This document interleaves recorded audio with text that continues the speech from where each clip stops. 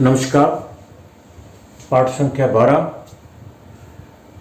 विषय मुहूर्त। मुहूर्त के अंतर्गत हम यात्रा मुहूर्त की बात कर रहे हैं।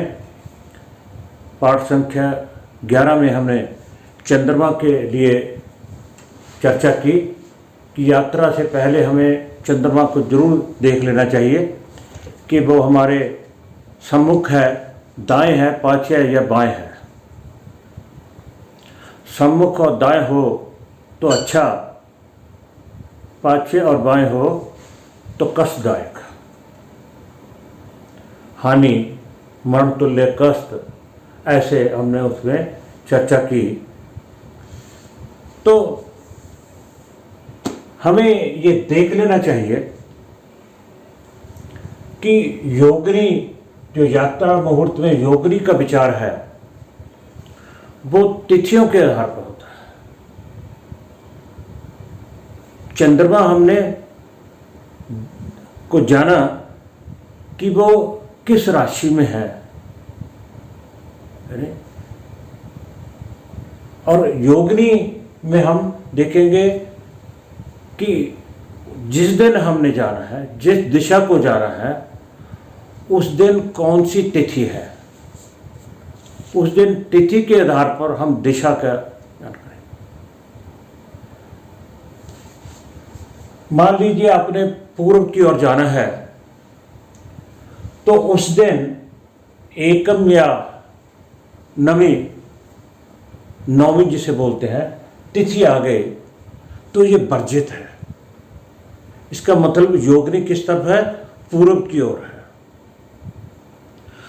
आपने अग्नि कोण की ओर जाना है और उस दिन तिथि कौन सी है? तीज और एकादशी। अग्नि कोण की ओर तीज और एकादशी को आप यात्रा नहीं कर सकते, वर्जित है। और अगर दक्षिण की ओर जाना है, पंचमी और त्रयोदशी आ गई, और नैऋत्य कोण की ओर चौथ और द्वादशी आ गई, चतुर्थी और द्वादशी आ गई, तथा पश्चिम की ओर षष्ठी और चौदश आ गई, तो इन तिथियों को आपको वर्जित है। इस प्रकार पूर्णिमा यानी 15वीं तिथि तथा सप्तमी तिथि को वायव्य कोण के लिए वर्जित है, और उत्तर की ओर दूज और दसवीं तथा ईशान कोण की ओर अष्टमी और 30वीं तिथि, यानी कि होती तो 30वीं है, उस दिन तिथि 15 होती है, मगर उस दिन अमावस होती है। 15वीं तिथि को पूर्णिमा होती है, और 30वीं तिथि जो कि 15वीं कहलाती है, उस दिन चक्कर पूरा हो जाता है, तो उस दिन अमावस होती है।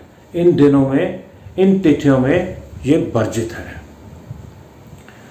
और इन तिथियों, जैसे चंद्रमा में हमने विचार किया था कि अगर चंद्रमा हमारे सन्मुख हो, हमने पूर्व दिशा की ओर जाना है, तो चंद्रमा मेष, सिंह या धनु राशि में है तो हमारे सन्मुख है, तो अच्छा। हमें पूर्व दिशा की ओर जाना है, चंद्रमा वृष, कन्या और दसवीं यानी कि मकर राशि में है, तो हमारे दाहिने है, वो भी अच्छा। मगर अगर पीछे है या बाएं है, अगर पीछे है तो मरण तुल्य कष्ट, अगर बाएं है तो हानि बताई गई है। इसी प्रकार योगिनी में इसके उलट है चंद्रमा के। चंद्रमा अगर सन्मुख हो तो अच्छा, योगिनी अगर सन्मुख हो तो हानि, तो अच्छा नहीं होता। यानी योगिनी सुखदा बामे, योगिनी श्लोक में बताया गया है, योगिनी सुखदा बामे, पूर्व को जाना है, और योगिनी किधर है? उत्तर में है, तो इसका अर्थ क्या हुआ? बाएं आ गई, बाएं आ गई। यानी अगर उस दिन दूज है या दशमी है, आपने पूर्व की ओर जाना है, तिथि दूज और दशमी है, तो हमारे योगिनी बाएं है, योगिनी बाएं है, तो आप जा सकते हैं। पृष्ठे वंचित दाहिने, और पीछे भी वो लाभकारी है। पीछे भी हमने पूर्व की ओर जाना है, योग ने उस दिन तिथि कौन सी आ गई, षष्ठी या चौदस, तो योगिनी पीछे है, तो अच्छा है, तो अच्छा है। अगर दक्षिणे धनहंत्री, दाहिने धनहंत्री अगर दक्षिण की ओर हो, यानी 5वें और 83 के दिन आपने पूर्व को जाना है, तो योगिनी है, तो उस दिन भी धन की हानि होती है।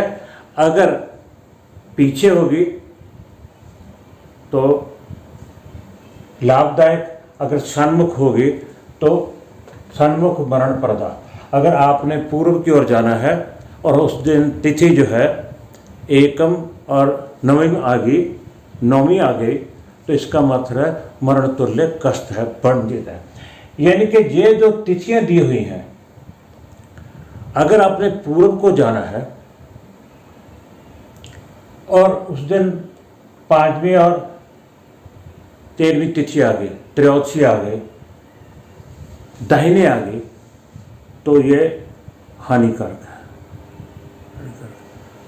ये भी हानिकारक है। अगर बाएं आ गई, पाछे आ गई और बाएं आ गई, यहां से लेकर यहां तक तो ठीक है। अगर ये आती है, ये आ रही है, ये आ रही है, ये आ रही है, तो हानिकारक है। तो योगिनी का जो विचार है वो तिथियों के आधार पर किया जाता है। जैसे योगिनी सुखदा बामे, अगर बाएं है तो सुख मिलता है, पृष्ठे वंचित दाहिने और पीछे है अग्नि, तो भी अच्छा।